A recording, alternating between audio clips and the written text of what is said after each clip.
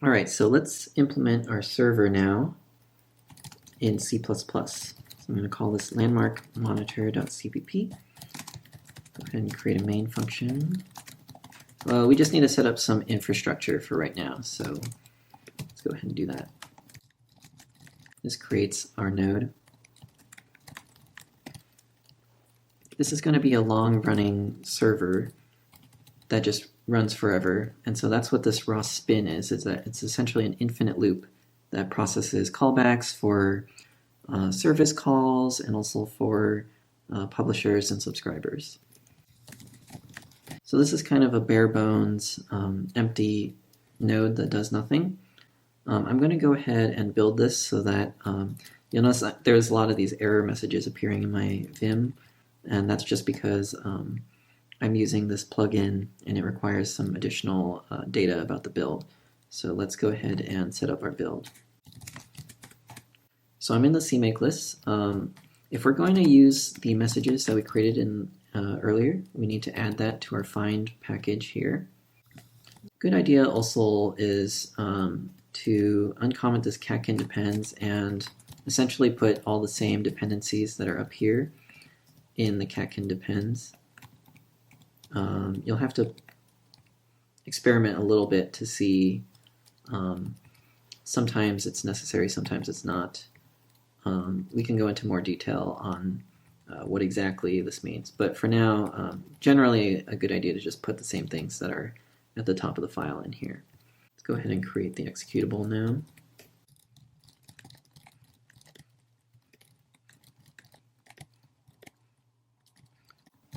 Have to be careful to, for each of these commands like add executable, set target properties, have to be careful to change the name of the target from the default to landmark monitor. So let's try building this first. And okay, so we forgot to update our package.xml, so we need tbot messages, but we haven't added it here yet. So let's go ahead and depend on tbot messages. So you can see when you're first setting up a package, there's some boilerplate. Like when you add a dependency, you have to add it to this package.xml as well as your CMake list. Okay, so this is saying that the source file that I specified in the CMake list is this, but I only named it landmarkmonitor.cpp. So let's fix that in our CMake list. So you can see here it says src tbot landmark monitor. That's wrong. So let's go ahead and build this again. All right, we've built our node. We could even ROS run it if we want. It just it doesn't do anything. We're not even running ROS right now. I'm going to set up my Vim plugin. We can talk about this in the future, but I'm using a Vim plugin called uCompleteMe. Let's go back now to our landmark monitor. So if you look at the tutorial here, which is one of the first results, in the tutorial they show you how to create a service, and this is their minimal example. It uses a form where you have a top-level function that is the callback that actually implements your service. The problem with this is that if there's some state that is shared between main and your callback function, that state has to be stored in a global variable. So I want to avoid that by showing you instead an alternate method of doing this.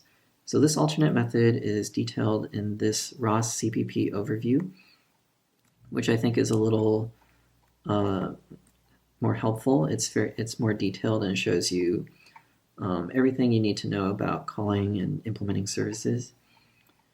So here you can see that it is possible to implement a service in a class and in a method of a class. And so you can store all of the state inside of a class like foo. And that way you don't need to use global variables. So I'm going to show you this method instead.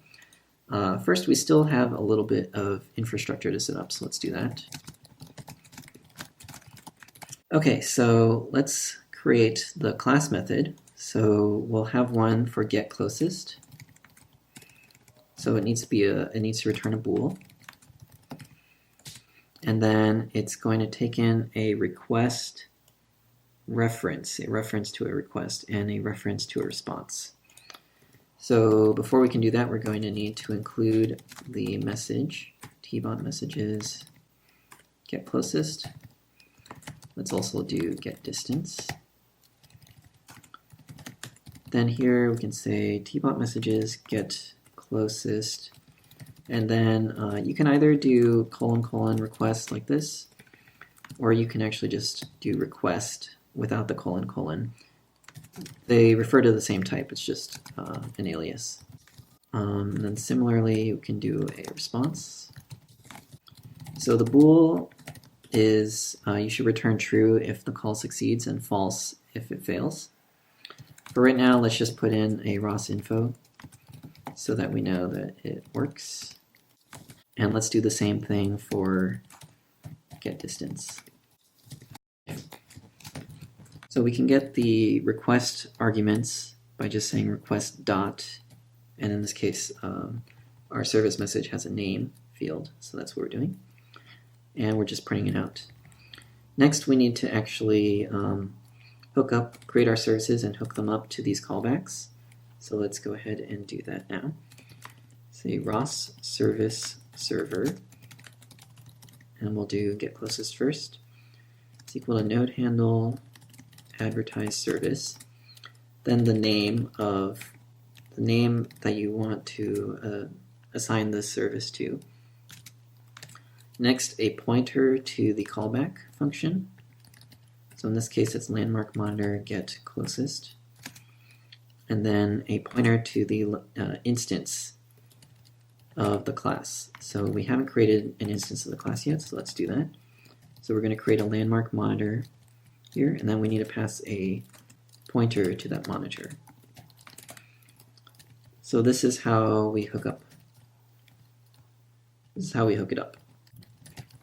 Okay, I think that's everything for right now. Let's try compiling this and running it.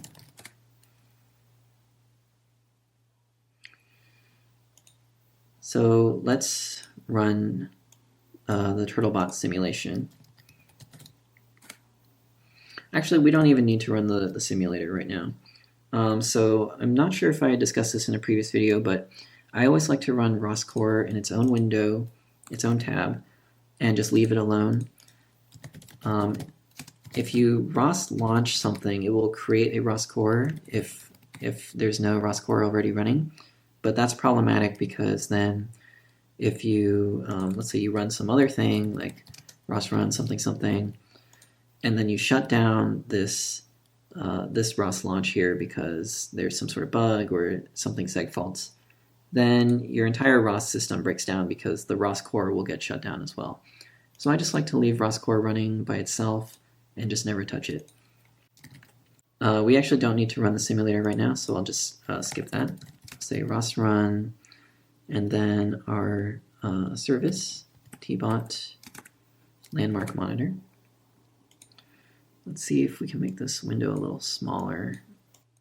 And we'll open up another terminal so that we can see. So we can run ROS service list, and you'll see getClosest and getDistance are both there. Let's take a look at getDistance so we can see more information with ROS service info. You see it tells you the node that provides the service and the type of the service. Let's take a look at ROS node info on this landmark monitor node. You'll see if you do ROS node info, it'll tell you all the services that it provides. Lastly, you'll see actually in ROS service info, it tells you the arguments to the request, but that's usually not really enough information. So it's easier just to say ROS service message or ROS SRV message, or sorry, ROS SRV show, and then the name of your service type. So if you do that, it will show you the contents of your .srv message, essentially. So here we can see exactly what the request needs to be and what we're going to get back as the response. Lastly, you'll remember there's the ROS service call command. So let's try running that. I'm going to hit tab. So get closest has nothing, no arguments in the request. We can see we can actually call the get closest service. Similarly, we can do the same thing with get distance. Hit tab twice to autocomplete. And then here we haven't implemented anything, so let's just give it a fake name. And you can see we get a default 0 response. You can see we've called the service successfully. And this technically is all you need to know about how to create a service and hook it up. This is the class method of doing that. And you can basically put whatever code you want in here. We're going to go ahead and continue on with that, just so that we can see this do something a little more interesting. Okay, so let's do something a little bit more interesting. Let's actually let's add in our hard-coded list of landmarks. Here I'm going to take advantage of some C++ 11 syntax, which we can actually, we need to enable this in our CMake list by uncommenting this line right here. So if you're using Kinetic, you can use C++ 11, and we'll go ahead and use some of that syntax here. This is a text file with, I just copied and pasted these from a previous video.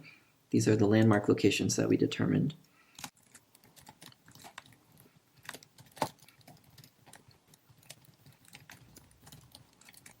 All right, so we've created our landmarks. We're also going to need the X and Y position of the robot. So we'll store that in these X and Y variables here, which will initialize to 0. To actually get the X and Y position, we're going to have to listen on the odometry topic, which you might also remember from the last video. What we should do is look at the ROS CPP overview and look at publishers and subscribers here, because this shows us how to do a subscriber with a class method.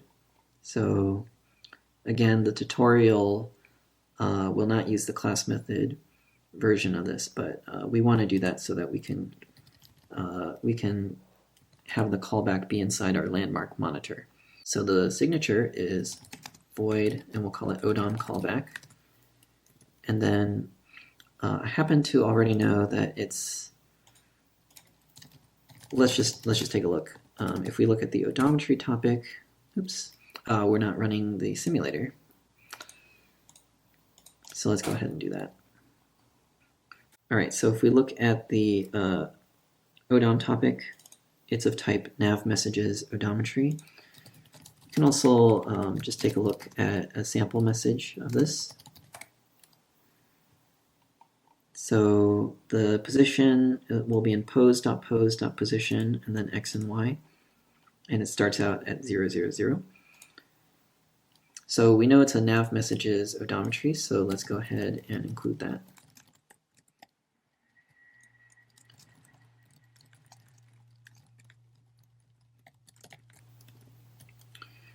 All right, so we've created our callback. Last thing we need to do is actually hook up our callback. So let's go ahead and do that. ROS subscriber sub is equal to node handle dot subscribe. I'm going to subscribe to the odom topic and pass in the function pointer to the odom callback, as well as a pointer to the instance, which is monitor. Okay, so now we should be getting the X and Y position. We're subscribed to that. And now we can implement get distance and get closest.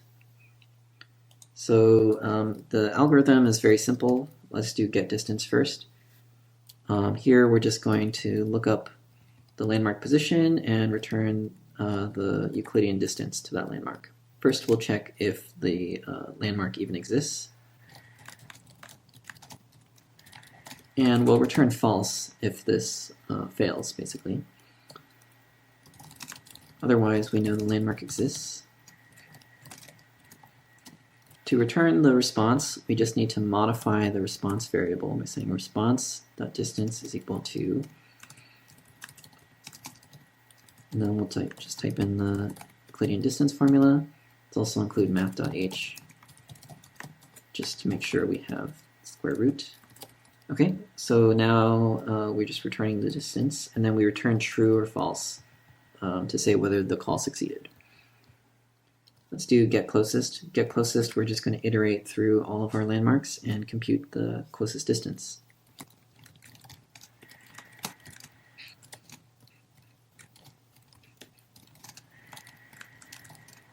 Okay, so now we know what the best distance is, and we know what the best landmark is, so let's return the name of the best landmark by just modifying the response variable. And then this will always return true. So let's try compiling this.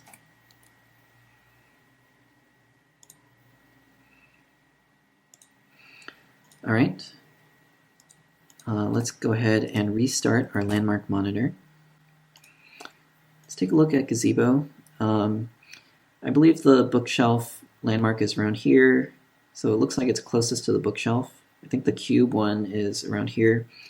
It's kind of close to both, so let's see which one's closer. So we can call our service from the command line. And it tells us that the bookshelf is the closest. Let's double check by looking at the distance.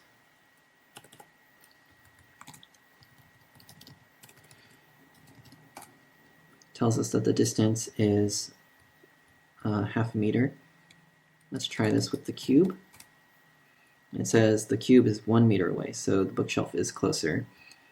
Let's also try an unknown name, and we get an error message printed out here, and this tells us that get distance failed. So this is a basic server.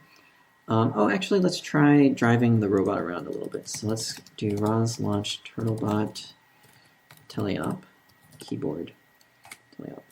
So let's drive the robot a little closer, let's say to the cube. So I'm going to turn it around and drive it closer to the cube. All right.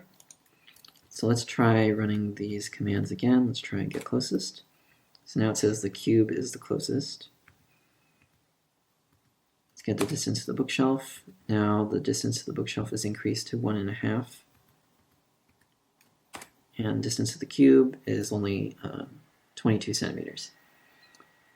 Okay, so this, I think, concludes the C++ server. Next, we'll write a client, and we'll see how we can actually call a service from code instead of doing it on the command line. All right, so let's create another executable. Let's start by just creating it in our CMake list. I'm going to delete all these comments here. I think we don't need them anymore.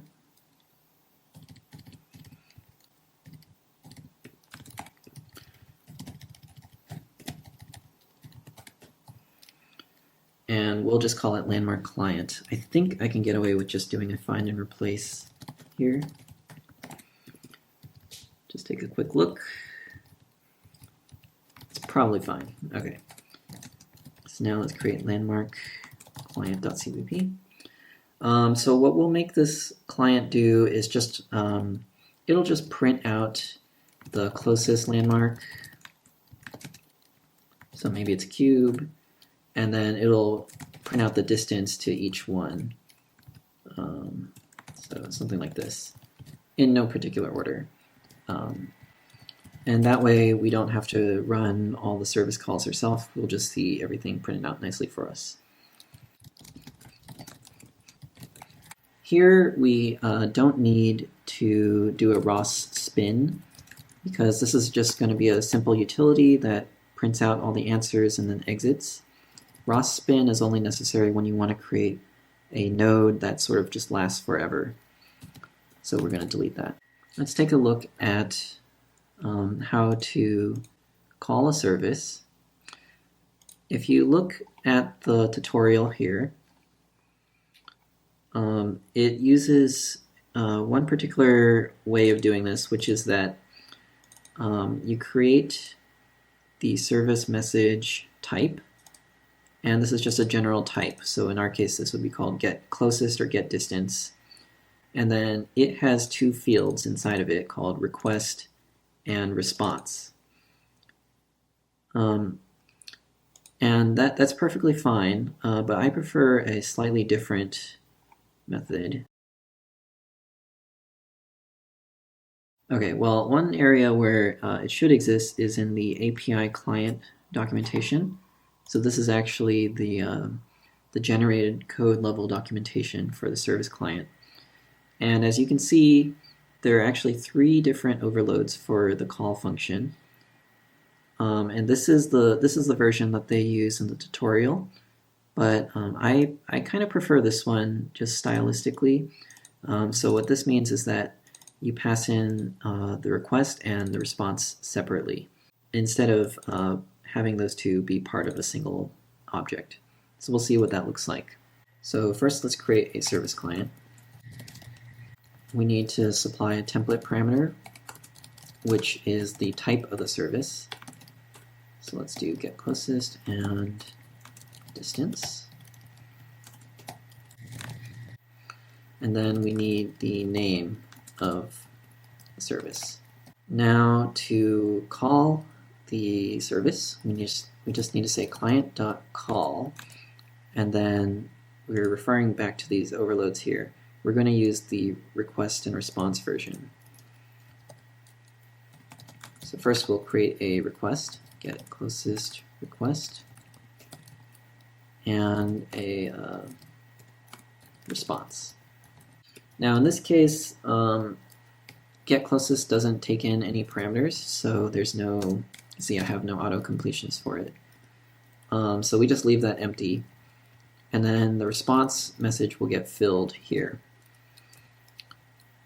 And this will also return a Boolean. It will return true or false depending on whether the call succeeds. We don't have to worry about that for get closest, so we'll just ignore the return type for now. Let's do something similar for get distance. We'll just create a hard-coded list of all the landmarks. Again, using C++11 syntax. We have our hard-coded list of landmarks here. So now we also need to create a client for get distance. And it's going to be very similar, just changing everything. And I'm going to rename what I called client before to get closest, since we have 2 different clients here. So now let's call get distance.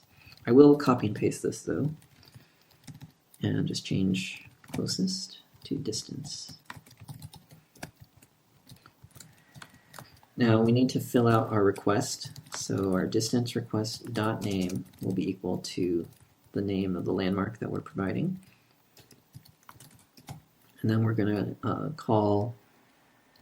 make a call. Again, I'm just going to ignore the return type for now. The return would be true or false depending on whether the call succeeds. And we need to actually print out something, so let's go ahead and do that. Okay, so let's print out the closest landmark. So it'll be in the response name. We also need to print out the name of the landmark and the distance. I think I've done this right. Let's try building this and seeing.